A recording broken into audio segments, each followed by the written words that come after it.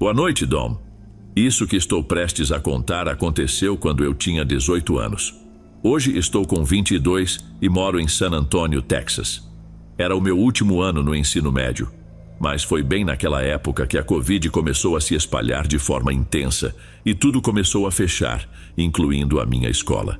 Embora todos devessem ficar em casa e manter a quarentena, meu grupo de amigos e eu estávamos saindo mais do que nunca. Com a maioria dos lugares não essenciais fechados, não havia muitas opções de diversão, mas uma coisa sobre mim. Eu adoro explorar áreas urbanas e lugares com fama de assombrados. Até hoje, ainda faço isso. Não sou alguém que se assusta facilmente. Já vivi alguns momentos tensos com moradores de rua, cultos estranhos, e até tive uma arma apontada para mim. Mas nada se comparou ao caso estranho e assustador que encontrei nessa ocasião enquanto explorava. Foi nessa época que comecei a conversar com uma garota que estudava comigo no ensino médio. O nome dela era Mariana. Se não fosse por ela confirmar meu álibi do que aconteceu naquela noite, tenho certeza de que nenhum dos meus amigos teria acreditado em mim. Estávamos começando a sair, mas de alguma forma, consegui convencê-la a explorar um parque natural em plena madrugada, às 3 da manhã, aqui em San Antonio. O parque se chama Opschnabel. Durante o dia, ele é agradável, seguro e tem uma paisagem bonita, mas à noite pode ser perigoso, e a polícia geralmente bloqueia as entradas para manter as pessoas longe. Em 2016, uma mulher de 24 anos chamada Laura Campos foi brutalmente assassinada ali, com mais de 20 facadas, e em 2021, um garoto foi baleado enquanto explorava a floresta. Mariana e eu chegamos ao parque por volta das 3 da manhã. A escuridão era total e extremamente assustadora. As árvores faziam um ótimo trabalho em bloquear a luz da lua, e eu evitava usar a lanterna para que meus olhos pudessem se acostumar com a falta de luz. Além disso, não queria chamar atenção com uma luz visível a longa distância, então preferia manter tudo apagado enquanto explorava. Já estávamos caminhando pela trilha principal há uns 15 a 20 minutos. Não planejava ficar ali por muito tempo, pois o ambiente estava com uma vibe estranha e silenciosa naquela noite. Sabia de um caminho que saía da trilha principal e levava de volta até onde minha caminhonete estava estacionada. Então, sugeri a ela que pegássemos esse atalho completando um círculo em vez de voltar pelo mesmo caminho. Ela concordou e começamos a caminhar pela trilha alternativa. Mal tínhamos entrado nesse caminho há 2 minutos quando, do nada, uma flauta começou a tocar. Mariana e eu paramos na mesma hora e nos entreolhamos, tentando entender. Quem quer que estivesse tocando, parecia seguir um ritmo certinho, como se fosse uma melodia ensaiada. Mas não tive tempo de pensar que aquilo poderia soar bem. Era assustador demais. Como já mencionei, eu não sou de me assustar fácil, mas depois de uns 15 segundos ouvindo aquele solo de flauta, Mariana começou a tremer e parecia estar à beira das lágrimas. Eu estava ali, apenas escutando, até que ela começou a rezar, pedindo a Deus para salvá-la e perdoá-la pelos pecados. Foi aí que caiu a ficha da gravidade da situação. Para deixar claro, era bem difícil identificar de onde o som da flauta vinha. Parecia vir da direção da trilha principal, que corria paralela ao nosso caminho, com uma faixa de 30 a 50 metros de floresta nos separando. No entanto, o som ficava cada vez mais alto e mais próximo, como se estivesse praticamente em cima de nós. Mariana mal conseguia se concentrar de tanto medo, então eu percebi que precisava me manter firme para tirar a gente dali. Sei que vai soar um pouco clichê, mas eu disse para ela: "Fica tranquila, eu não vou deixar nada acontecer com você." Então sugeri que corrêssemos pela trilha fora da estrada para escaparmos. Então fizemos isso. Saímos correndo. Acho que a flauta parou de tocar, mas era difícil perceber, já que eu estava mais focado em sair dali. Avançamos só uns 10 metros quando, de repente, ouvimos o farfalhar nos arbustos e o estalo de folhas e galhos, antes de algo grande cruzar a trilha bem na nossa frente. Poderia muito bem ter sido um cervo ou algum animal selvagem grande, mas o estranho foi que dava para sentir o tamanho do que quer que fosse aquilo. Não sei se era uma sensação trazida pelo vento ou algo do tipo. A questão é que nunca vi uma silhueta ou forma na nossa frente. Outra coisa estranha é que não ouvimos isso se aproximando nem se afastando. Só captamos o movimento no exato momento em que cruzou bem na nossa frente. Assim que sentimos e ouvimos aquilo atravessar a trilha, fizemos o óbvio, viramos e corremos na outra direção até chegarmos de volta ao ponto onde ouvimos a flauta pela primeira vez. E então, como se quem tocava estivesse esperando nosso retorno, a flauta começou a soar novamente, bem alto e tão perto que parecia estar em cima de nós. Desta vez o som parecia misturar sinos, algo que lembrava uma música irlandesa, mas ainda mantendo uma cadência. Mesmo assim, era impossível identificar de onde o som vinha. Ele parecia nos cercar completamente. Nesse ponto, meu instinto de lutar ou fugir se ativou, pois estávamos encurralados. Tínhamos duas escolhas: voltar pela trilha fora da estrada, onde ouvimos aquele movimento assustador cruzando bem na nossa frente, ou retornar para a trilha principal, onde a flauta e quem quer que estivesse tocando estavam. A trilha alternativa era definitivamente mais assustadora, cercada por uma floresta densa e totalmente escura, enquanto pelo menos a trilha principal era pavimentada. Olhei para Mariana, que ainda tremia de medo, e disse: "Vamos começar a correr pela trilha principal de volta para a caminhonete." Corremos de volta. A adrenalina estava a 1000 e transformamos o que seria uma caminhada de 20 minutos em uma corrida de 7 a 8 minutos. Em algum momento, enquanto corríamos, o som da flauta deve ter parado, mas eu nem reparei, focado em sair dali o mais rápido possível. Pelo caminho, passamos por um banheiro portátil, colocado ali de forma aleatória, e senti um frio na espinha só de pensar na possibilidade de alguém estar do outro lado ou até escondido lá dentro, já que ele estava bem na direção paralela de onde ouvimos aquele som antes. Felizmente, não vi ninguém, nem sinal de que alguém estivesse por lá. Na verdade, minha caminhonete era o único carro estacionado na entrada principal da floresta. Quando chegamos, entrei no veículo e saímos de lá rapidamente. No dia seguinte, contei a história para todos os meus amigos e fui para a internet ver se alguém já tinha vivido algo parecido.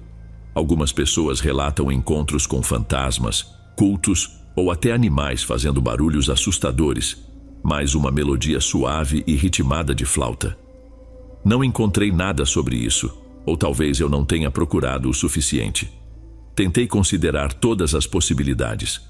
Há algumas casas que eventualmente levam a um bairro na borda distante da floresta, mas essas casas ficam a pelo menos alguns quilômetros de distância, e nós estávamos bem no interior da mata.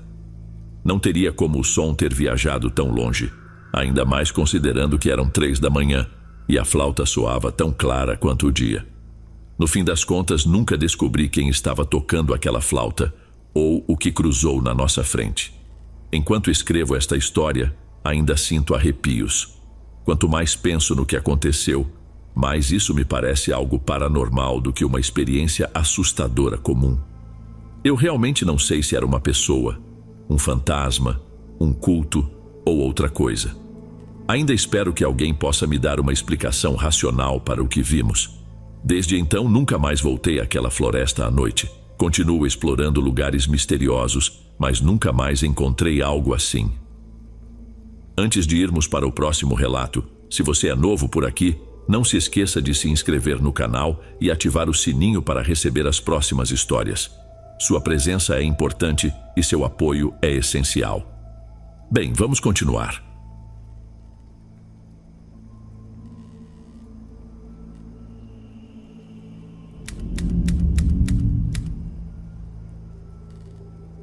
Tenho 20 anos e trabalho como técnico de farmácia em um hospital de porte médio, lá no noroeste do Alabama.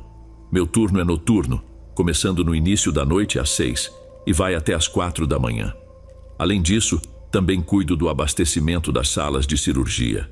Trabalho uma semana inteira, 7 dias seguidos, e depois ganho 7 dias de descanso. Esses 7 dias de plantão são exaustivos, mas os de folga compensam tudo. Meu cronograma começa numa quinta e termina na quarta-feira, então na sexta noite de trabalho, que cai numa terça, saí um pouco mais cedo para passar um tempo com minha esposa na casa da tia dela, que fica a cerca de meia hora da nossa casa. Ela estava cuidando dos primos mais novos enquanto a tia e o tio viajavam. A casa, sem cortinas, a deixava um tanto desconfortável durante as noites que passou lá. Eu não fui desde o começo porque ainda estava na minha semana de trabalho e ela achava que não valeria a pena se eu chegasse só de manhã, lá pelas 5, apenas para ir dormir logo que o sol nascesse. Mas, na última noite com as crianças, ela estava especialmente ansiosa, então falei que iria. Ela é teimosa, mas dessa vez agradeceu e relaxou assim que cheguei. Trabalhar à noite nesses últimos 2 anos mexeu bastante com minha cabeça. E acho que estou desenvolvendo uma leve insônia. Quando cheguei à casa da tia dela, por exemplo, não consegui dormir de jeito nenhum. Já é algo que acontece, mas nunca havia passado mais de 28 horas acordado antes. Mesmo que tentasse, sabia que não conseguiria descansar, já que tínhamos um dia cheio pela frente. Precisávamos levar os primos dela para a escola, depois ir a uma festa de revelação de gênero de um amigo, fazer compras. Nossa casa estava sem nada, pois ela passou os últimos dias fora. E eu ainda tinha que estar no hospital para começar o plantão às 6. Acabei pegando no sono por menos de 10 minutos ali mesmo no carro. O sono estava quase me vencendo, mas quando cheguei ao trabalho, tomei um Red Bull enorme e mais uma bebida energética para aguentar. Pedi para minha esposa me levar e buscar do trabalho, já que o freio do meu carro precisava de conserto. E nem eu confiava que poderia dirigir o dela depois de ficar mais de 24 horas sem dormir.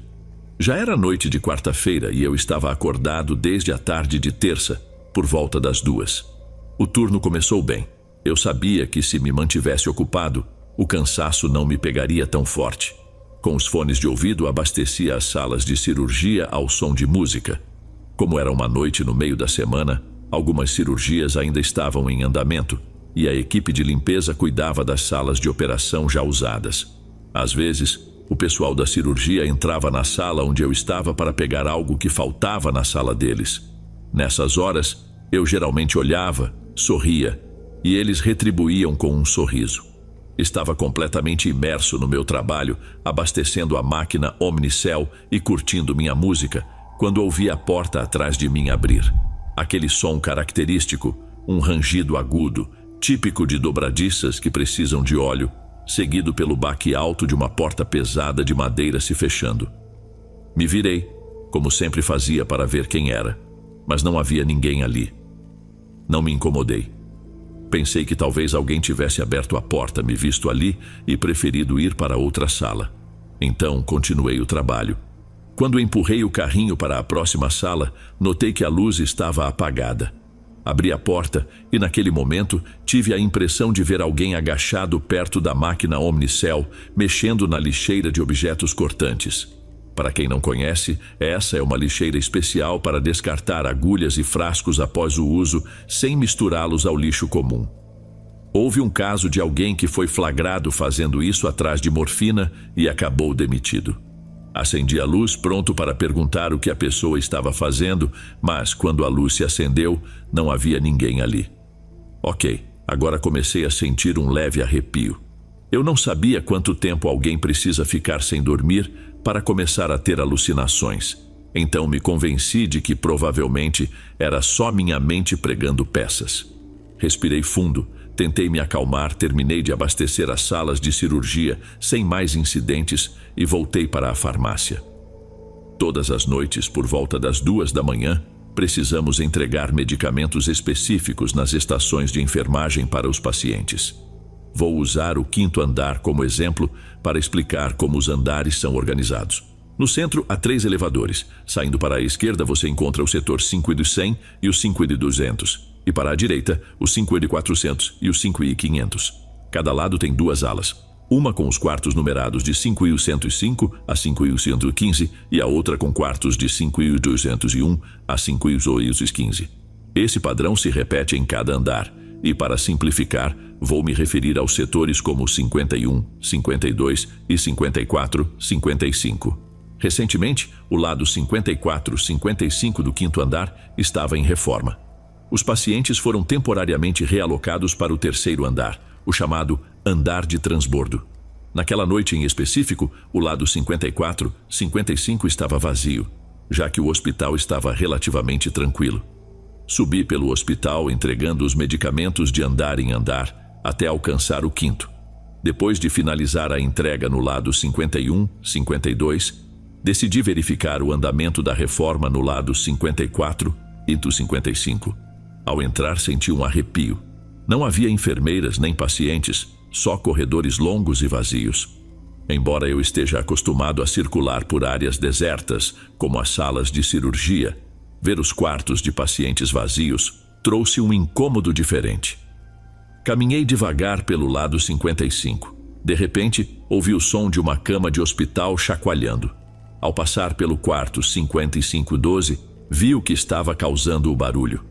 Dentro do quarto, um senhor de idade tremia de forma incontrolável, como se estivesse em convulsão. Sangue escorria dos olhos, do nariz e da boca, enquanto ele emitia um som entre um gargarejo e um gemido, parecido com o que zumbis fazem na série The Walking Dead. O monitor ao lado dele soava um alarme desesperado, como quando um paciente entra em parada cardíaca. Meu coração praticamente parou quando vi aquilo e dei um passo rápido para trás, me encostando na moldura da porta. Logo percebi que aquele homem precisava urgentemente de ajuda médica. Então voltei para o quarto sem pensar 2 vezes. Mas ao olhar novamente, ele não estava mais lá. A cama estava perfeitamente arrumada, o monitor desligado, e não havia sinal de que alguém tinha estado naquele quarto há pelo menos um dia. Naquele momento pensei que estava definitivamente alucinando. Voltei rapidamente para os elevadores e desci até o 1º andar, onde fica a farmácia. Assim que as portas se abriram, um homem idoso, usando uma camisa de segurança e crachá do hospital, entrou. Ao passar por mim, ele deu um leve tapinha no meu ombro. Era o mesmo homem que eu tinha acabado de ver tendo convulsões e emitindo aqueles sons. Ele sorriu para mim enquanto as portas se fechavam, e eu fiquei ali, vendo os números subirem enquanto o elevador o levava de volta ao 5º andar. Eu não toquei em nenhum botão para chamar o elevador de volta, mas, para minha surpresa, o mesmo elevador retornou ao 1º andar e abriu as portas. Só que, desta vez, estava vazio. Corri para a farmácia e me sentei, decidindo ficar ali até o fim do meu turno, esperando minha esposa vir me buscar. Enquanto aguardava, fiz uma busca rápida no Google sobre o momento em que alucinações começam após longos períodos sem dormir. O que encontrei dizia algo entre 30 e 48 horas, e eu estava exatamente na 38ª hora sem dormir, então parecia fazer sentido. A farmácia fica diretamente abaixo do setor 54, 55, então, ao sair, consigo ver a janela ao final do corredor nos setores 24, 34, 44 e 54. Às vezes, enquanto espero o elevador desse lado, dou uma olhada pela janela. Quando saí para o carro da minha esposa, não resisti e olhei de volta para a janela do 5º andar. Lá estava ele, o mesmo homem, me observando pela janela. Um arrepio percorreu meu corpo enquanto entrava no carro.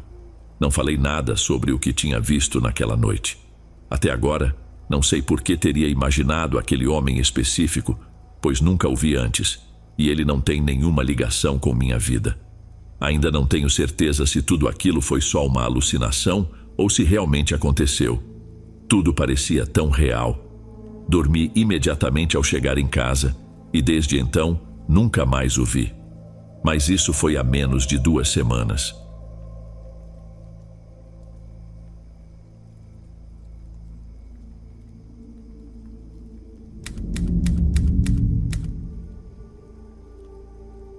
Moro com meu namorado na casa dele, uma residência modesta em um bairro bacana. A área é geralmente tranquila, com poucos crimes violentos. Chamo de modesta porque é menor do que outras casas do bairro, mas ainda assim é bem valorizada. Morar numa casa menor aqui nos permite aproveitar a cidade sem precisar de um imóvel milionário. É uma construção térrea, com 3 quartos, 2 banheiros e um porão. Vivemos em uma rua super tranquila, onde temos bastante privacidade. A curva da rua ajuda a manter essa privacidade, pois ao sair de casa não temos nenhuma residência vizinha bem em frente. No nosso quarteirão, há apenas 8 casas, e um pouco mais à frente, encontramos uma área com árvores. No último mês de outubro, meu namorado Marcelo passou um fim de semana fora em Las Vegas para uma despedida de solteiro. Fiquei sozinha de quinta a segunda. Na sexta à noite, depois do trabalho, chamei algumas amigas para uma noite de vinhos. Em algum momento, enquanto estávamos na sala assistindo a filmes de terror, a campainha tocou. Ficamos em silêncio, trocando olhares.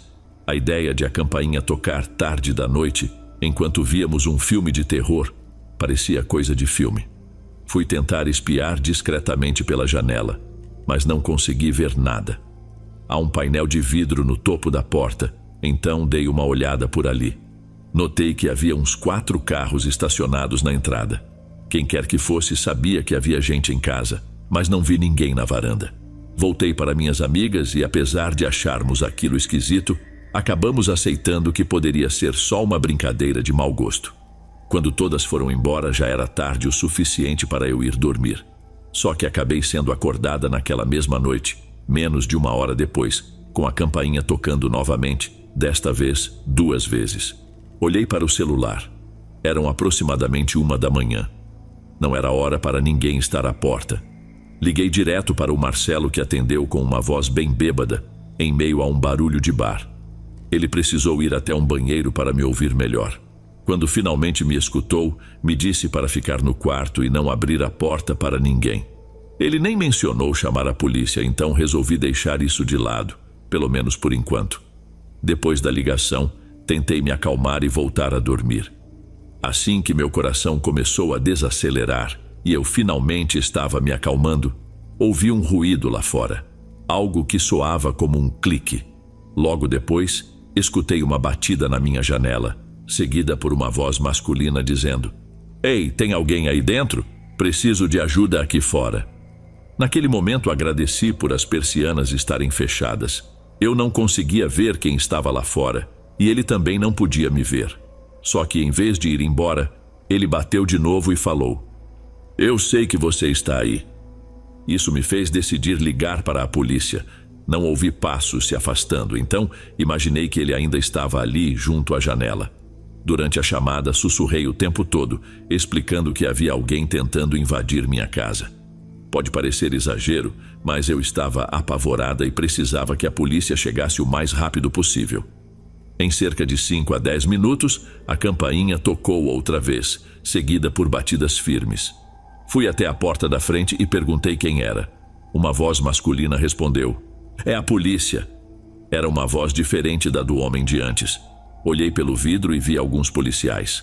Quando abri a porta, o policial mais alto que estava à frente entrou imediatamente, sem nem esperar um convite. Ele explicou que estavam atendendo ao meu chamado sobre uma perturbação. Eu contei que havia um homem rondando a casa, tocando a campainha e batendo na janela. Não quero focar muito nessa parte da história, mas aquele policial foi o homem mais rude que já conheci. Parecia estar numa espécie de viagem de poder. Ele me tratou com desdém, mandando eu me calar e me interrompendo enquanto eu tentava explicar a situação. Além disso, ele não demonstrou acreditar muito nas minhas preocupações. O parceiro dele ficou quieto o tempo todo, apenas observando. O policial mais alto me fez perguntas sobre detalhes que eu já tinha dito que não sabia, como a aparência do homem, apesar de eu ter deixado claro que não o vi. Em determinado momento ele me disse: "Bem, foi você quem nos chamou, senhora. Se não quer nossa ajuda, podemos ir embora." Fiquei pasma, nunca havia chamado a polícia antes e, sinceramente, não esperava tamanha falta de profissionalismo. Pedi desculpas e expliquei que estava apenas assustada. Foi mais ou menos nesse ponto que os 2 policiais deram uma volta ao redor da casa com suas lanternas. Eles fizeram um circuito completo, mas, sinceramente, não investigaram muito. Fiquei observando pela janela. Depois voltaram à porta e disseram que, sem câmeras ou provas de que o homem estava tentando fazer algo ilegal, não havia nada que pudessem fazer. Então, os 2 foram embora. Não me senti mais segura, exceto talvez pelo fato de que quem quer que fosse, provavelmente viu que chamei a polícia. Voltei para a cama e, felizmente, só acordei de novo com a luz do sol entrando pelas persianas. Era cerca de 10 da manhã de sábado. Mais tarde, naquela noite, eu ia ajudar a organizar uma festa de Halloween que minha amiga estava preparando. Passei o dia fazendo compras no supermercado e aproveitei para pegar alguns itens para a festa. Eu iria vestida de Velma do Scooby-Doo e minha amiga, que estava organizando a festa, seria a Daphne. Cheguei na casa dela por volta das 6 da tarde. A festa começou às 9 e só pegou embalo mesmo lá pelas 10h30. Fiquei até tarde e saí de lá pouco depois da 1 da manhã. Estava bem para dirigir, já que só tinha bebido algumas cervejas. Quando entrei em casa, logo percebi uma corrente de ar fresco. Coloquei minhas coisas na mesa de jantar e notei uma janela aberta. Fechei a janela, tentando lembrar por que a teria deixado assim. Fui escovar os dentes, mas ao sair do banheiro, me deparei com a porta do porão escancarada. Fiquei imóvel por alguns instantes. Então, comecei a ouvir um leve, mas contínuo, som de clique. Cheguei perto das escadas que levavam ao porão e percebi que o som vinha lá de baixo. Quando alcancei o topo das escadas e olhei para o porão escuro, o som parou de repente. Foi quando uma voz lá embaixo disse: "Você finalmente chegou em casa." Imediatamente fechei a porta do porão com força e saí de casa com o meu telefone na mão. Fui até a casa do vizinho e bati até ele atender. Liguei para a polícia da segurança da casa dele. Infelizmente, eram os mesmos 2 policiais que vieram atender ao chamado. Dessa vez, meu vizinho me acompanhou até a porta para falar com eles, e acho que isso influenciou um pouco a atitude do policial mais alto, que estava mais contido. Ele e o parceiro fizeram uma busca pela casa enquanto eu e meu vizinho esperávamos na sala. Depois da inspeção inicial, mostrei alguns pontos onde eu achava que alguém poderia ter se escondido. Basicamente, revirei a casa de cabeça para baixo enquanto estava ao telefone com meu namorado, que ainda estava bêbado. Quando tive certeza de que a casa estava segura, fiz as malas para passar uns dias com minha irmã, até que Marcelo voltasse. Dessa vez, tranquei todas as janelas antes de sair. A principal lição que tirei de tudo isso é que, se você tem janelas que abrem o suficiente para alguém passar por elas, certifique-se de que estão sempre trancadas quando fechadas. Ainda moramos nessa casa, mas passei meses sem conseguir ficar sozinha por muito tempo. Até hoje, sofro com transtorno de estresse pós-traumático e, às vezes, tenho pesadelos em que escuto batidas na janela e acordo assustada.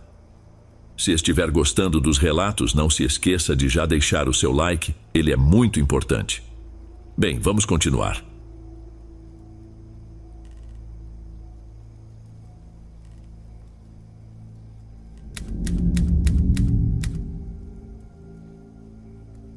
Os meus tempos de faculdade foram sem dúvida dos mais memoráveis. Não me leve a mal, gosto muito da vida que levo hoje, mas aquelas lembranças dos 4 anos que passei lá parecem eternas.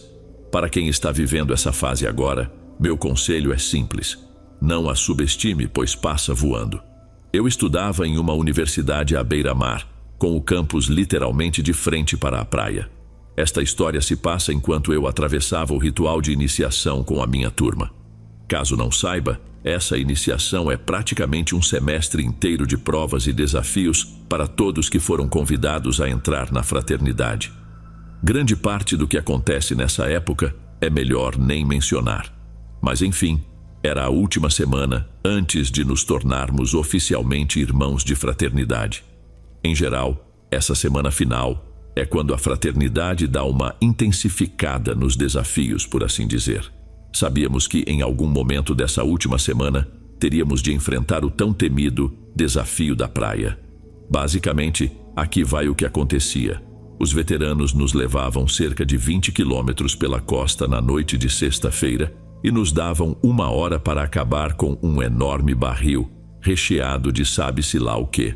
Depois disso, eles nos levavam até a areia, amarravam nossos pulsos juntos, vendavam-nos, pegavam nossos celulares, relógios e sapatos e nos deixavam ali. Nossa missão era simples: retornar à casa da fraternidade antes do amanhecer, ou seríamos todos expulsos. Para ser sincero, eu estava bastante nervoso com a situação, mas sabia que não havia muito o que pudesse fazer, nem eu, nem ninguém. Me lembro que fazia um frio estranho naquela noite. mas a adrenalina de estar tão perto de me tornar um irmão de verdade superava tudo isso. A parte de beber o conteúdo dos barris já não era novidade para nós. Já estávamos bem acostumados a dividir a bebida e até forçar um pouco quando necessário. Éramos em 15. Depois que nos amarraram juntos, vendaram todos, exceto Carlos, que estava na frente da fila e seria nossos olhos. Única ajuda que teríamos. Nosso mestre de iniciação era um mexicano corpulento chamado Ramírez, mas ele fazia questão de que o chamássemos de Los Polos, como o restaurante em Breaking Bad. Ele tinha uma personalidade bem peculiar. Antes de partir e se juntar ao restante dos veteranos, ele nos relembrou as regras pela última vez. Agora, estávamos entregues à nossa própria sorte. Não vou mencionar todo mundo, mas os amigos mais próximos da minha turma eram Carlos, William, João e Victor. Eu estava bem no final da fila, com William logo à minha frente.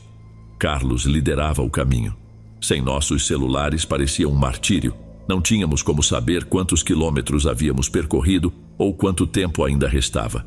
Nossa única opção era continuar caminhando. No começo tentamos manter o clima leve, contando piadas e conversando, mas isso logo ficou exaustivo. Depois do que eu calculo ter sido umas 2 horas de caminhada, o silêncio tomou conta, interrompido apenas quando alguém parava para vomitar. Me desliguei do mundo. Até o som do mar foi se apagando enquanto eu andava, perdido nos meus próprios pensamentos. Era um silêncio absoluto. De repente, senti a corda nos meus pulsos sendo puxada com força. Dei alguns passos adiante e parei, achando que William tinha caído. Ele era um pouco mais desastrado do que os outros, então não era exatamente surpreendente. Não tinha energia para perguntar se estava tudo bem, então só esperei. Fiquei ali parado como uma estátua por um bom minuto. Algo parecia fora do lugar. Estava prestes a falar algo quando a corda em meu pulso foi puxada novamente. Voltei a caminhar, aliviado por saber que William não tinha desmaiado. A caminhada seguiu e eu voltei para aquele estado de torpor, me sentindo péssimo. Só conseguia rezar para que estivéssemos finalmente nos aproximando do fim. Tínhamos que estar. Foi então que, ao dar o que parecia meu 1000º passo, notei algo estranho. Em vez de pisar na areia úmida, senti meus pés encontrarem aquela fina camada de água do mar. Continuei andando e a água subiu um pouco, agora alcançando meus tornozelos. Aquilo me deixou confuso. Por que Carlos estava nos guiando para dentro do oceano? Mais uma vez, a corda ao redor dos meus pulsos puxou, indicando que William e os outros à minha frente seguiam andando. Então decidi fazer o mesmo.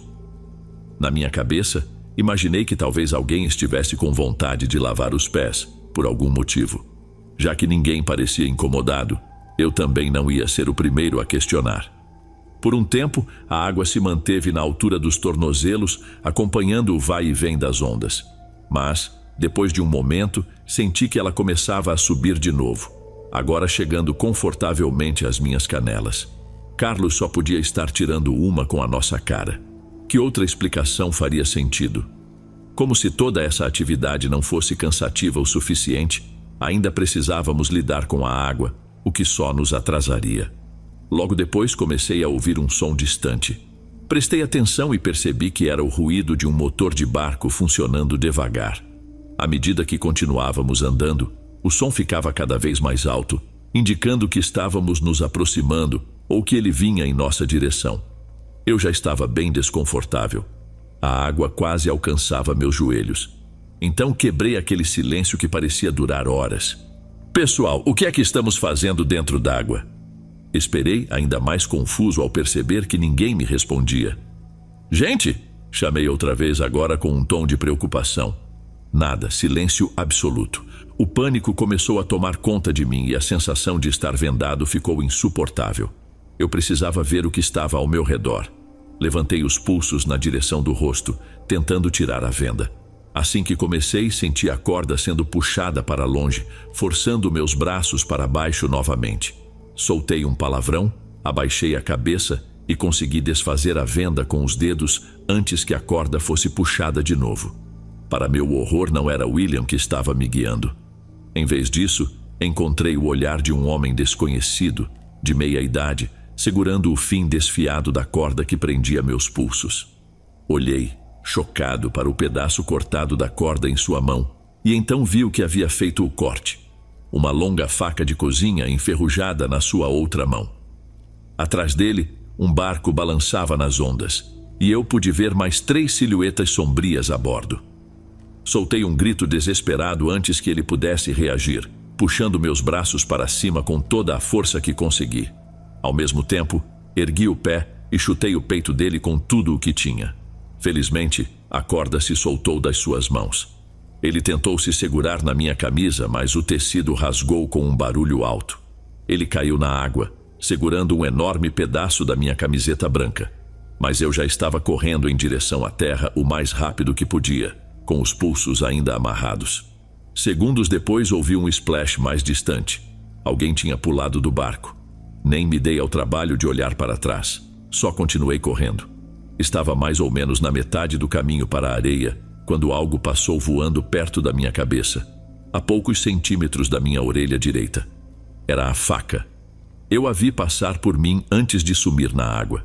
Estava em choque total, mas a adrenalina fazia seu papel. Assim que cheguei à terra firme, finalmente olhei para trás. 2 homens estavam na água e 2 ainda no barco. Eles não me seguiam mais, apenas observavam em silêncio, sem expressão. O mais próximo segurava um pedaço branco da minha camisa que ele rasgou durante a confusão. Não perdi tempo.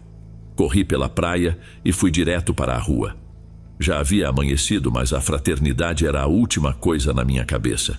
Parei o primeiro carro que vi e, depois de implorar para usar o telefone, liguei para a polícia. Não adiantou nada. Quando os policiais chegaram, os 4 homens já haviam desaparecido, provavelmente para algum lugar com aquele barco. Inventei uma história para os policiais, preocupado com as possíveis consequências para a fraternidade. Felizmente, eles não questionaram muito. Não levei muita bronca dos meus irmãos de fraternidade. Na verdade, ficaram mais irritados com Carlos por não ter percebido nada, apesar de ele jurar que não ouviu coisa alguma. Depois disso, fui oficialmente aceito como irmão e a rotina voltou ao normal. Bem, normal por um tempo. Algumas semanas depois, eu e alguns amigos estávamos jogando beach die na areia atrás da casa, quando João avistou algo ao longe. Um pedaço de pau estava cravado na areia e preso a ele havia um pedaço de tecido branco, o mesmo tecido rasgado da minha camiseta. A estampa era inconfundível, era realmente da minha camisa. Até hoje não tenho ideia de como eles sabiam a que fraternidade eu pertencia. Meus irmãos acham que eles talvez tenham reconhecido o tecido da camiseta, mas tenho uma teoria mais sombria. Acredito que eles sabiam da nossa tradição de enviar iniciados naquela praia, à noite, vendados e indefesos. Talvez todo o plano fosse sequestrar quem conseguissem pegar. Tive o azar de estar no final da fila, o que ainda me causa arrepios quando lembro. Até hoje me pergunto o que teria acontecido se eu tivesse entrado naquele barco. A polícia, como sempre, não ajudou. Já se passaram alguns anos e eles nunca encontraram nada.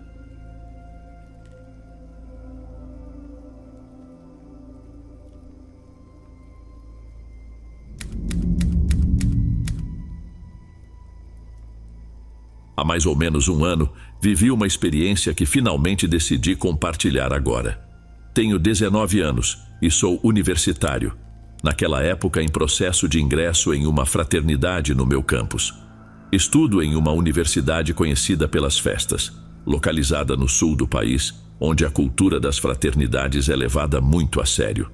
Não entrarei em detalhes para preservar a privacidade, mas naquela noite em específico, eu estava na cerimônia de iniciação, a ocasião em que eu e outros 20 estudantes nos tornaríamos oficialmente irmãos da fraternidade.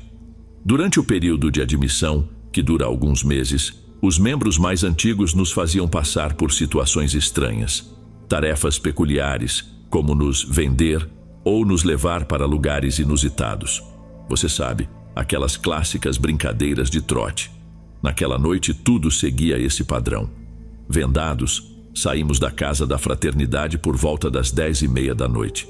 Os veteranos recolheram nossos celulares e nos transportaram para um local secreto, divididos em vários carros para garantir que todos chegássemos ao destino. No caminho, Tentamos cantar junto com uma música antiga e engraçada que tocava no volume máximo. Uma daquelas tarefas irritantes que sempre precisávamos fazer enquanto ainda estávamos vendados. Acredito que fazia parte de todo o ritual de trote. Depois de uns 20 minutos, o carro parou. Ouvi portas se abrindo e fechando, e logo senti alguém segurando meu braço, guiando-me para fora do veículo sem dizer nada. Caminhamos por uns 60 metros, até que me mandaram sentar e ficar em silêncio. Percebi que estava sobre grama, então deduzi que provavelmente estávamos em um campo ou algo semelhante. Pelo som ao redor, percebi que outras pessoas também estavam se sentando e os veteranos instruíam cada um a permanecer quieto. Após 1 minuto de silêncio, uma voz começou a falar com a gente. Era algo sobre a fraternidade, destacando principalmente como éramos considerados merecedores de fazer parte dela. Passei cerca de meia hora ali sentado em silêncio, só ouvindo alguns passos e movimentos ocasionais ao meu redor. Imaginei que talvez estivessem conduzindo os últimos passos da iniciação, levando cada pessoa para uma conversa individual. Não tinha certeza, claro. Com a venda nos olhos, minha imaginação fazia o trabalho todo. Em certo momento, os passos sumiram e tudo que restou foram os sons dos grilos e o leve farfalhar das folhas ao vento. A essa altura, comecei a me sentir desconfortável. Já deviam ter se passado uns 20 minutos de pura quietude. Então, finalmente, ouvi passos se aproximando e logo senti uma mão firme segurando meu pulso, me guiando para algum lugar. Não houve uma palavra sequer. Ele também parecia querer apenas terminar aquilo para eu poder me livrar da venda. À medida que caminhávamos, senti o solo mudando de grama para uma superfície mais áspera, percebendo que estávamos adentrando uma floresta, já que galhos e arbustos arranhavam minha pele ao passar. Andamos por um bom tempo e logo a venda começou a incomodar meus olhos. Comentei isso e pedi para parar um segundo, só para ajustá-la. Ele parou e soltou meu braço. Enquanto eu massageava os olhos por baixo do tecido, uma voz grave e rouca me pegou de surpresa. "Tire-a!" Hesitei, meio sem saber o que pensar, pois a voz não me era familiar. Mesmo assim, tirei a venda. O que vi me surpreendeu. Um homem alto vestido de preto com uma máscara de V de vingança. Soltei um grito e dei um pulo para trás. Parte de mim achou que fosse só uma pegadinha bizarra do trote, mas antes que eu pudesse reagir, ele avançou na minha direção, gritando que iria me levar com ele. Lutamos no chão e foi então que percebi que ele estava tentando me sufocar. Juntei toda a minha força para empurrá-lo para longe. Levantei-me o mais rápido que pude e corri para o lado oposto, guiado apenas pelo luar que iluminava o caminho de volta. Meu coração disparava e eu continuava olhando para trás, apavorado com a ideia de que ele pudesse estar vindo atrás de mim. Depois de um tempo, ouvi vozes gritando meu nome e quase trombei com um dos irmãos da fraternidade. Tentando juntar as palavras, expliquei a ele com a voz trêmula e entrecortada que um estranho mascarado havia me levado para a floresta e me atacado. Mal consegui terminar, e 5 ou 6 dos irmãos já saíram correndo com lanternas, prontos para procurar o cara. Um deles ficou ao meu lado para me acalmar e me levar de volta em segurança. Assim que saímos da floresta, percebi que estávamos em um quintal, provavelmente de uma das casas dos irmãos. A maioria da fraternidade estava reunida na varanda, olhando para nós com expressões de choque. Perguntei atônito o que estava acontecendo. Eles explicaram que, como estava escuro e eu era o último da fila, o irmão que deveria me acompanhar simplesmente não percebeu que eu tinha ficado para trás. Minutos depois, um deles viu algo se mexer na floresta e foi aí que notaram minha ausência no grupo. Eu estava tão abalado que nem tive forças para me irritar. Ninguém sabia quem era aquele homem, mas alguns começaram a cogitar que talvez fosse alguém de outra fraternidade, tentando alguma brincadeira. Pouco tempo depois vimos as lanternas saindo da floresta e os irmãos correndo de volta em nossa direção com uma expressão de urgência. Disseram a todos para sairmos dali e voltarmos ao campus o mais rápido possível. Sem pensar 2 vezes, obedecemos. Trancaram a casa e um deles chamou a polícia. Durante a viagem de volta fui bombardeado com perguntas e tentei responder o melhor que pude, ainda confuso e com a cabeça a mil. Ficava imaginando quem seria aquele homem, o motivo da máscara e para onde ele poderia estar tentando me levar. A ideia de que pudesse ser um membro de outra fraternidade querendo me tirar do jogo antes da iniciação passou pela minha mente. Mas isso não explicava por que os irmãos trancaram a casa e chamaram a polícia. Só fui descobrir o que realmente aconteceu na manhã seguinte, quando um dos irmãos que correu atrás do homem mascarado me contou o que eles tinham visto naquelas florestas. E a verdade não era nada do que eu esperava. Enquanto corriam, notaram uma luz distante e ficaram em silêncio. Aproximando-se, perceberam que era uma fogueira no meio de uma clareira. Em volta do fogo, várias figuras de preto com máscaras brancas de V de vingança cantavam e jogavam objetos no fogo. Um dos irmãos pisou em um galho, o que fez todos os mascarados se virarem para encará-los. Eles congelaram, como se estivessem num filme de terror. De repente, aqueles homens misteriosos começaram a correr em direção a eles. Os irmãos fugiram e avisaram o resto de nós para sairmos dali e chamarmos a polícia. Parecia que tínhamos esbarrado sem querer em algum tipo de ritual de culto.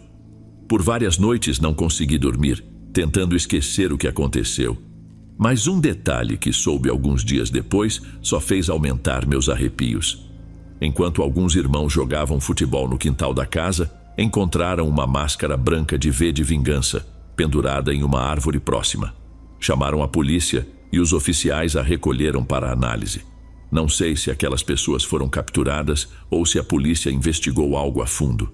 Também não faço ideia do que aquelas figuras mascaradas estavam fazendo ali, na floresta. Tenho pensado bastante sobre tudo isso ultimamente, e estou aliviado por ter saído dessa com nada mais do que uma história maluca.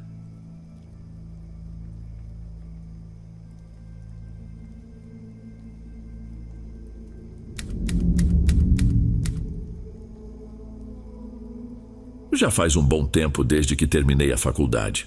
Estudei na Cooper Union, uma escola técnica pequena e cheia de personalidade, bem no coração de Manhattan. Ter a chance de viver em Nova York foi uma experiência incrível, e eu não trocaria por nada nesse mundo. Na época não havia muitas fraternidades, então eu me juntei a todas as que pude para garantir que sempre teria festas e eventos para frequentar. Eu era um estudante relativamente comum, então conseguir um convite para entrar nessas fraternidades não foi tão complicado. A maioria dos rituais de iniciação eram tranquilos, mas logo entendi que eles escondiam algo mais. Espero que não tenha problema em compartilhar essa história. Afinal, já faz tanto tempo que me sinto seguro para contar. Sinceramente, duvido que a fraternidade ainda faça isso hoje, e realmente espero que não. O grande evento da nossa iniciação envolvia uma exploração pelo metrô. Não lembro exatamente onde era, mas existia uma antiga estação abandonada que adolescentes costumavam visitar. A fraternidade nos guiava até uma das plataformas em operação, e dali atravessávamos até a estação desativada, tirávamos algumas fotos e continuávamos até a próxima plataforma ativa. Recebíamos os horários do metrô para garantir que não haveria trens passando enquanto estivéssemos nos trilhos, e tínhamos tempo de sobra para chegar na plataforma abandonada, esperar um trem passar e depois seguir para a próxima estação. Sei que você pode estar pensando o pior, mas não, ninguém precisava correr de um trem. A rota era cuidadosamente planejada e tínhamos bastante tempo para atravessar em segurança. Só precisávamos evitar o temido terceiro trilho e tudo ficaria bem. Eu sempre gostei de exploração urbana, então para mim, essa experiência foi mais empolgante do que assustadora. Era uma daquelas madrugadas em que, por volta das 3, nossos irmãos da fraternidade resolveram nos levar para o metrô. Tenho certeza de que escolheram essa hora porque quase não havia trens circulando, o que nos mantinha seguros. Éramos cerca de 10 no grupo. Nossa escola era bem pequena, então você não precisa saber o nome de todos, mas meu parceiro mais próximo entre os iniciados era um albanês chamado Ricker. Sério, ele era o cara mais engraçado que você poderia conhecer. Sempre brincávamos que ele deveria tentar stand-up. Ah, e ele também era bem fã de maconha, o que tem um papel importante nessa história. Descemos para o metrô sem nenhum problema. Riker e eu ficamos mais atrás porque o resto da turma parecia um pouco receosa de seguir. O túnel estava bem escuro e nos deram apenas 2 lanternas para dividir. Essas lanternas e uma câmera de filme barata eram tudo o que tínhamos. Como estava na retaguarda, me passaram uma das lanternas, mas logo a entreguei a outro colega de iniciação que reclamava por não conseguir enxergar nada. Nem havíamos caminhado por 30 segundos quando Riker teve sua primeira grande ideia.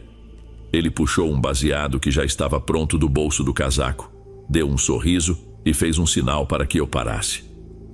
"Não tenho o suficiente para dividir", sussurrou apontando para os outros que ainda não tinham percebido o que estávamos aprontando. Contra minha melhor consciência, concordei. Afinal, quando mais eu teria a chance de dar uma tragada num túnel de metrô? Nós dois fumamos enquanto observávamos os outros se afastarem, suas risadas ecoando cada vez mais distante. Terminamos o baseado e, ao percebermos o quanto nos afastamos do grupo, começamos a caminhar de volta. A erva do Riker era realmente potente. Eu estava mais afetado do que gostaria, já que minha tolerância não chegava aos pés da dele. Apressamos o passo para alcançar o pessoal, mas algo à nossa frente chamou a atenção de Riker. Sem uma lanterna, só conseguíamos distinguir a silhueta de alguém, iluminada pela luz fraca do túnel. Me esforcei para enxergar melhor. Havia uma pessoa ali, parada bem no meio dos trilhos, de frente para nós. Era realmente inquietante. "David!" Riker chamou, quebrando o silêncio do túnel. A figura não respondeu. Logo em seguida, ouvimos a voz de David chamando por nós, mas ele estava mais à frente, com o resto do grupo. Ficamos paralisados. A pessoa à nossa frente era um completo estranho. Como se a voz de David tivesse sido um sinal, a pessoa nos trilhos começou a correr em nossa direção. Nós nos viramos e dispararam na direção oposta. Estava tão chapado que senti o pânico se apoderar de mim. A corrida dessa figura era absurdamente silenciosa, como se estivéssemos sendo perseguidos por uma sombra. O sujeito parecia leve demais. Riker apertou meu braço com força, sua confiança habitual desaparecendo por completo. "Rápido!" ele sussurrou, o medo em sua voz refletindo o meu. Eu sabia que ainda tínhamos tempo antes do próximo trem, mas correr na direção errada me dava um mau pressentimento. Riker pareceu pensar o mesmo, porque de repente me puxou para o lado, sinalizando para que cruzássemos para o trilho ao lado. Pensando bem, provavelmente poderíamos ter continuado correndo direto até a estação inicial, mas eu estava tão afetado que só consegui seguir Riker cegamente. Cruzamos o divisor e voltamos correndo em direção à estação abandonada. A situação estava ainda mais assustadora agora. Literalmente, não tínhamos ideia de quando um trem poderia aparecer naquele trilho, mas ao menos parecia que estávamos indo na direção certa. Ou assim, eu esperava. O movimento de Riker parecia ter sido o suficiente para despistar quem quer que estivesse nos seguindo, mas ao que parecia, não funcionou. Nosso perseguidor também atravessou o divisor e continuou em nossa cola. O problema é que havia pouquíssimos pontos onde o divisor podia ser cruzado, então agora só restava torcer para encontrar outro logo, antes que um trem surgisse. Voltar ao divisor que usamos já não era uma opção. Meu coração batia descompassado, mas Riker e eu conseguimos ganhar certa distância do perseguidor. Continuamos correndo, procurando desesperadamente um ponto de travessia, mas sem sucesso. Riker começou a soltar xingamentos em sequência e eu senti uma ânsia de vômito crescer. Mantivemos o ritmo, ainda procurando por onde atravessar. Foi então que os trilhos começaram a tremer e uma luz apareceu na extremidade distante do túnel. Um trem estava vindo. Estávamos realmente numa situação complicada. Pensei em me virar e enfrentar quem estava atrás de nós, mas de repente Riker gritou: "Aqui!", correndo em direção a outro ponto de travessia. Por um golpe de sorte, encontramos outro ponto de travessia logo à frente e conseguimos voltar para o trilho original. Corremos mais alguns metros até alcançar o resto do pessoal que estava na plataforma. Enquanto eu me curvava para vomitar, Riker explicava freneticamente o que havia acontecido. Nem bem ele terminou, e um trem passou voando pelo trilho ao lado. Riker e o grupo estavam prontos para confrontar quem quer que fosse que nos perseguiu, mas ninguém apareceu. Imaginamos o pior até ouvir um grito enlouquecido vindo de longe. Até hoje não faço ideia de como aquela pessoa conseguiu evitar o trem. Esperamos nosso trilho se liberar e então saímos rapidamente de lá. Pensando agora, Riker e eu provavelmente cruzamos o caminho de algum morador de rua sob efeito de drogas, que talvez nem representasse uma ameaça real. Mas na hora, o medo tomou conta, o que explica a decisão impulsiva de atravessarmos o divisor. Provavelmente nós dois conseguiríamos lidar com aquele sujeito, mas sinceramente, fico aliviado por não termos precisado.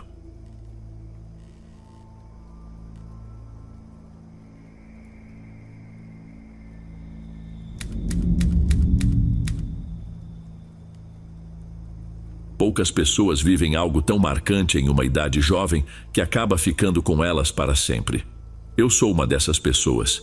Eu devia ter uns 7 ou 8 anos. Meu irmão mais velho e eu crescemos em um lar complicado. Nossa mãe nos criou sozinha. Nosso pai era irresponsável e sumiu de nossas vidas. Para nos sustentar, ela trabalhava em 2 empregos. Às vezes, tinha que fazer turnos noturnos e nessas noites, geralmente era nossa avó quem ficava em casa para cuidar de nós. Meu irmão, Austin, é 2 anos mais novo que eu. Não tínhamos o privilégio de ter nossos próprios quartos, dadas as circunstâncias. Morávamos em uma casa pequena, mas para nós 3, com o esforço da nossa mãe, era o suficiente. A área em que vivíamos não era das melhores, contudo. Era uma noite como qualquer outra. Não lembro se era uma noite de semana ou um fim de semana. Não guardo essas pequenas lembranças, mas recordo bem que eu estava na sala com minha avó. Ela assistia à TV enquanto eu brincava com meus legos na mesinha que eu tinha para isso. Fazia bastante barulho e bagunça com eles, a ponto de minha avó ter que dizer várias vezes: "Alex, faça silêncio." Austin já estava na cama. Minha hora de dormir era 9h30. Como provavelmente já estava perto desse horário, acho que era uma noite de fim de semana. Se fosse dia de escola, minha hora de dormir seria mais cedo. A disposição da casa era simples. Sala de estar, sala de jantar e cozinha eram todas integradas, e um corredor levava ao banheiro e a 3 quartos. O quarto da nossa mãe ficava no final do corredor. O meu era o do meio. Nossa avó dormia no quarto da nossa mãe quando ficava conosco. Eventualmente, chegou a hora de eu ir para a cama. Minha avó também dormia cedo, então, depois de me dar boa noite, ela ia ao banheiro para escovar os dentes e se preparar para dormir. Nunca fui de ter medo do escuro ou algo assim. Minha mãe sempre diz que eu era uma criança bem corajosa. Mas naquela noite, acordei no meio da madrugada, algo raro para mim, já que era um sono pesado. Ouvi um som vindo do corredor, o chão rangendo. Os pisos de madeira daquela casa rangiam toda vez que alguém passava pelo corredor. Achei que minha avó estava indo ao banheiro, mas o barulho não parava. Os rangidos iam e vinham. Levantei da cama e fui até a porta para escutar melhor. Agora também dava para ouvir sussurros. Eu estava mais confuso do que assustado. Pensei que minha avó estivesse conversando com Austin. Abri a porta e olhei para o corredor, e a imagem que vi ainda me assombra até hoje. Havia uma mulher alta, magra e completamente nua, encostada na parede, com a cabeça afundada entre os braços. Ela murmurava coisas para si mesma, e então, num movimento rápido como um cervo surpreendido pelos faróis, ela virou a cabeça para me encarar. Soltei um grito agudo, chamando minha avó, e bati a porta com força. Logo depois, começaram as batidas na minha porta e a mulher do outro lado gritava um nome. "Jeremy, Jeremy, abra a porta." Eu continuei gritando o mais alto que podia pela minha avó, até que ouvi a voz dela ecoando pelo corredor. O que mais me marcou foi o grito dela: "Saia daqui." A mulher respondeu em um grito: "Onde está Jeremy?" Minha avó, que na época tinha uns 60 anos, ainda era incrivelmente ágil. Ela me mandou manter a porta trancada e conseguiu expulsar aquela mulher estranha enquanto ligava para a polícia. Eu nem sei como ela conseguiu fazer isso, mas minha avó era uma pessoa corajosa. A mulher saiu da casa gritando "Jeremy" enquanto se afastava. Assim que trancou a porta, minha avó veio nos abraçar, eu e Austin, que já estava acordado e também chorava com toda a confusão. Ficamos juntos até que a polícia chegasse. Quando eles foram embora, minha avó nos disse para voltarmos a dormir. Foi simplesmente um erro da minha avó por não ter trancado uma das portas, combinado com o fato de vivermos em uma área já meio suspeita. Aquela mulher devia estar sob o efeito de alguma droga ou algo assim. Ver aquilo tão jovem me marcou profundamente. Passei muito tempo sem conseguir dormir sozinho. E foi esse episódio que de fato nos levou a sair daquela casa pouco tempo depois.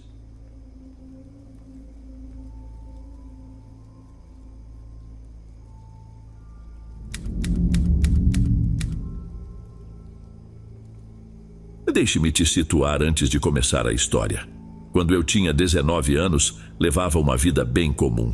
Havia acabado de concluir o ensino médio no ano anterior ao que a história se passa. Sempre fui fã de qualquer coisa ligada ao terror. Filmes, jogos, sustos repentinos. Você escolhe. E eu adorava. Nunca parecia ter medo de nada e gostava de como isso me permitia fazer coisas que me faziam parecer mais corajoso para as garotas em quem eu estava interessado ou que demonstravam interesse por mim. Era quase como se fosse um superpoder. Minha amiga vivia mencionando um pesadelo induzido pelo REM chamado paralisia do sono. Eu, no entanto, nunca tinha passado por isso. Isabela, minha amiga, sofria de sonhos lúcidos intensos. Ela me contou várias vezes que certos estímulos ou fatores externos poderiam invadir seus sonhos e moldá-los em algo que poderia ser uma experiência mágica, cheia de diversão e maravilhas, ou facilmente se transformar em um pesadelo aterrorizante, como se saído direto do inferno. Sendo um dorminhoco leve, achava improvável que isso me acontecesse, então deixava esse assunto para lá. Uma noite, Isabela me enviou uma mensagem pedindo que eu fosse até lá, pois havia acabado de passar por outra dessas experiências malignas por conta de sua condição de sono. Quando cheguei, encontrei-a dormindo novamente, aparentemente em paz. Me sentei no banquinho que ela tinha em frente à penteadeira perto da janela e comecei a jogar algo no celular. Depois de uns 30 minutos, imaginei que ela estivesse dormindo tranquilamente e que provavelmente seria seguro para eu ir embora, desde que deixasse um recado para avisá-la que passei lá, como ela havia pedido. De repente, Isabela acordou com um grito, mas não era um grito comum. Era um tipo de grito que eu nunca tinha ouvido antes, especialmente vindo dela. Era abafado, difícil de descrever. Seus olhos se arregalaram e eu corri até o lado dela. Perguntei se ela estava tendo um pesadelo. Ela começou a tremer. Tentei segurá-la para acalmá-la, mas os tremores aumentaram. Perguntei o que estava acontecendo, mas ela não respondeu. Imaginei que fosse apenas mais um de seus episódios de paralisia do sono. Fiz o melhor que pude para confortá-la. Depois de cerca de 30 segundos, ela conseguiu recuperar o controle do corpo. Verifiquei se estava tudo bem com ela e voltei para minha casa, já que estava perto da 1h da manhã. Assim que cheguei, recebi uma mensagem aflita dela dizendo: "As alucinações não param." Pedi que explicasse o que queria dizer, mas não obtive resposta.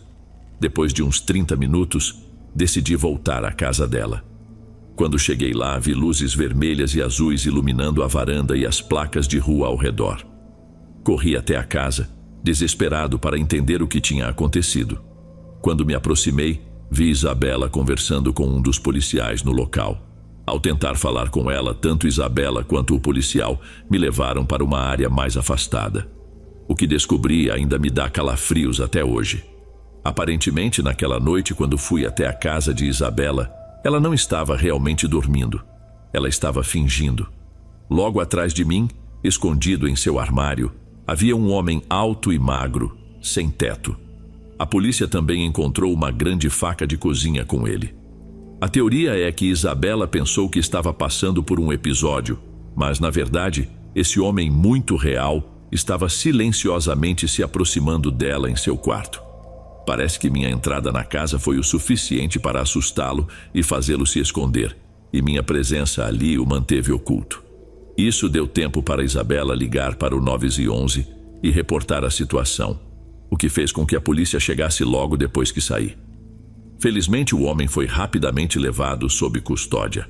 Até hoje, não sei exatamente o que pensar daquela noite, mas é provável que eu tenha salvado a vida dela simplesmente por ficar ali, achando que estava ajudando numa situação estressante. Se eu tivesse chegado mais tarde, os eventos poderiam ter se desenrolado de forma assustadora e trágica. Espero nunca mais viver algo assim. Isso, com certeza, seria o suficiente para finalmente despertar meu lado medroso.